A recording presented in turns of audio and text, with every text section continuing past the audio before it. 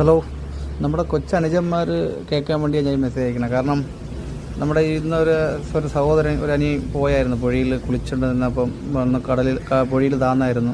കാരണം ഈ കിടക്കണ കാണുമ്പോൾ നല്ല രസം, കുളിക്കാനും നല്ല ഭംഗിയൊക്കെ തോന്നും. കുഴപ്പമില്ല, ആഴം കുറവായിരിക്കും, നമ്മൊന്ന് കുളിച്ച് നോക്കാമെന്നൊക്കെ തോന്നും. ദയവ് ചെയ്ത് ഇറങ്ങരുത്. കാരണം ഒരു അനിയൻ ഇന്ന് പോയായിരുന്നു, ഇടയാറ്റിലാണ് താമസം.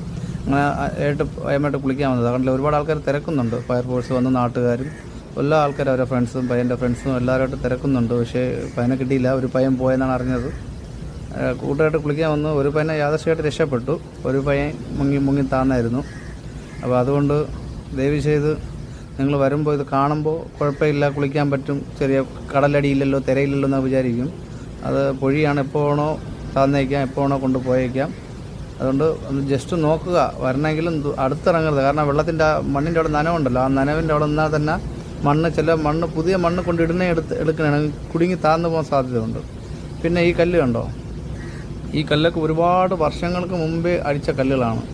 ഒരുപാട് വർഷങ്ങൾക്ക് മുമ്പേ, നമ്മുടെയൊക്കെ കൊച്ചിലെ പ്രായത്തിലേക്ക്, അത് 10-30-40 വർഷം മുമ്പെയൊക്കെ ഈ കല്ലൊക്കെ ഇവിടെ കൊണ്ടിട്ടതാണ്. അപ്പോൾ അന്ന് മുതലേ ഈ കടലിലെ വെള്ളവും കായലിലെ വെള്ളവും കൊണ്ട് അത് പായൽ പിടിച്ച് കിടക്കും. നമ്മൾ വിചാരിക്കും ചെറിയ തിരയല്ലേ, ഒന്നിറങ്ങി കുളിച്ചാലോ എന്നൊക്കെ ചെറിയ ആഗ്രഹമൊക്കെ തോന്നും. അല്ല, ചെറുതായിട്ടല്ലേ ഓളം അടിക്കും പോലെ അടിക്കണമെന്ന് തോന്നും. അതുകൊണ്ട് ദയവ് ചെയ്ത് കാണുക, ഇറങ്ങാൻ ശ്രമിക്കരുത്. ഇറങ്ങാൻ ശ്രമിച്ചാലുള്ള കുഴപ്പം ഇതാണ്. നമ്മൾ മണ്ണിട്ട് കിടക്കുമ്പോൾ ഓക്കെ, ഇറങ്ങാം, ചെറുതായിട്ട് കുളിക്കാൻ കുഴപ്പമില്ല. പക്ഷേ ഇപ്പോൾ നിങ്ങൾ ആരും ദയവ് ചെയ്ത് ഈ സമയങ്ങളിലൊന്നും ഇറങ്ങരുത്. കാരണം ഇറങ്ങലെന്ന് പറയാൻ കാര്യം താഴ്ചയാണ്, ഇത് ഭയങ്കര താഴ്ചയാണ്. ഈ മഴവെള്ളമൊക്കെ വന്ന് ഈ കടലിലോട്ട് ഇറങ്ങുമ്പം പല പാർവതി പുത്തനാറിലെയും കിള്ളിയാറിലെയും എല്ലാ വെള്ളവും വന്ന് ഒരുമിക്കുന്ന സ്ഥലമാണ് നമ്മുടെ ഈ പൊഴി.